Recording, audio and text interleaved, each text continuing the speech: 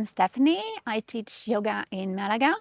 And today I want to focus on the 5 things you should avoid to do if you want to really masterize your headstand.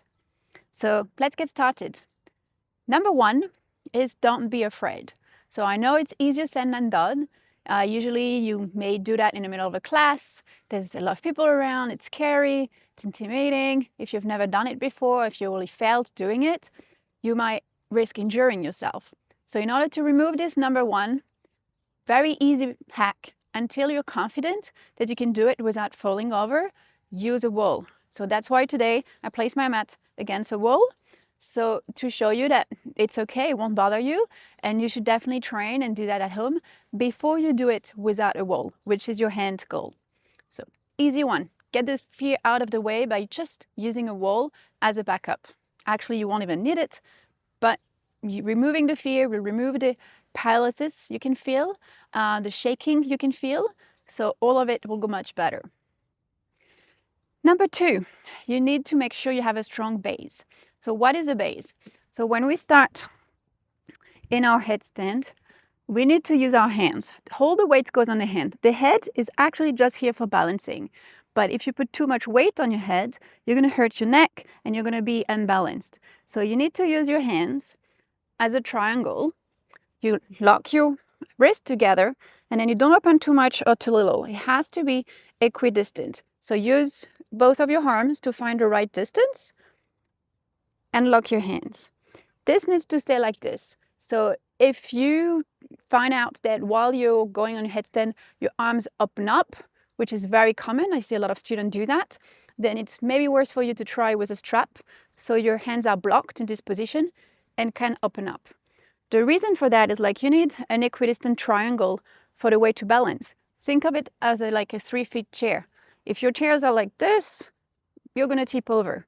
So make sure you have a solid base. That's number 2.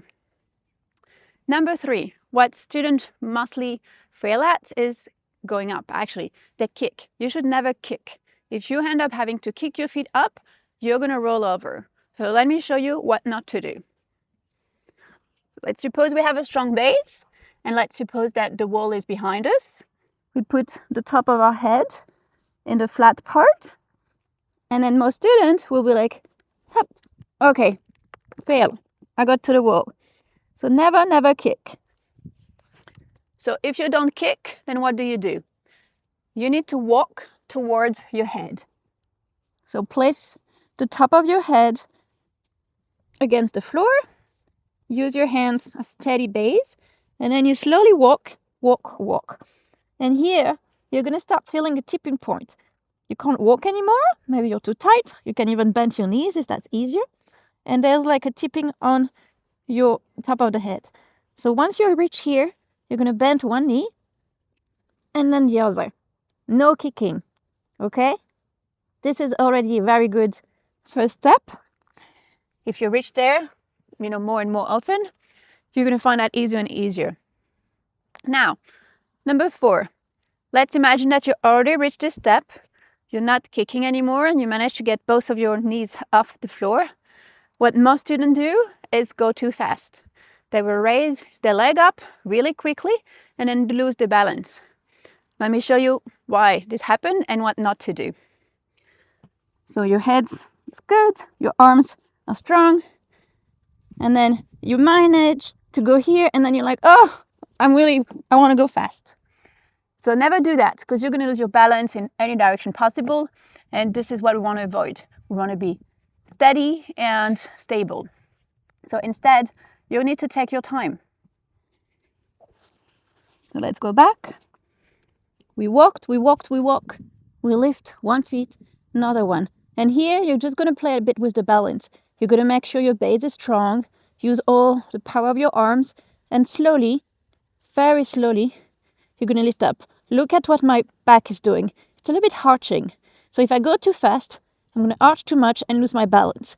So here, use your core muscles to raise up without arching.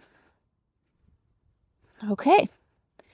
And when you're here, the number 5 is keep breathing slowly.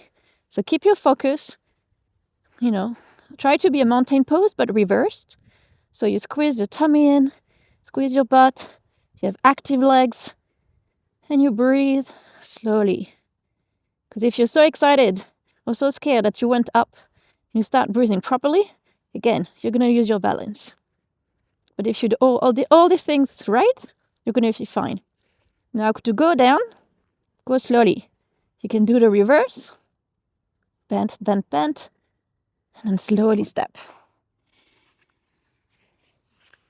And here we have. So to repeat, use the wall if you're afraid so that you remove this fear, because fear is paralyzing, makes you tremble, and then you can't do it right.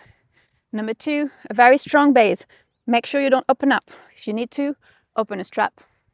Number 3, do not kick. Kicking is the worst thing you can ever do. You'll never manage to be stable. Number 4, raise slowly your legs.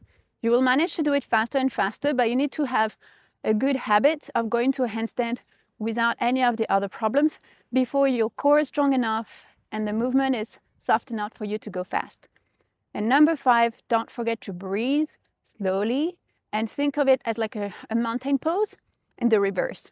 Suck your tummy in, have active legs, suck your butt in, and breathe normally and calmly. Okay, I hope that helped. Let me some comments if you want more tips like this, and I'll see you for the next video. See ya!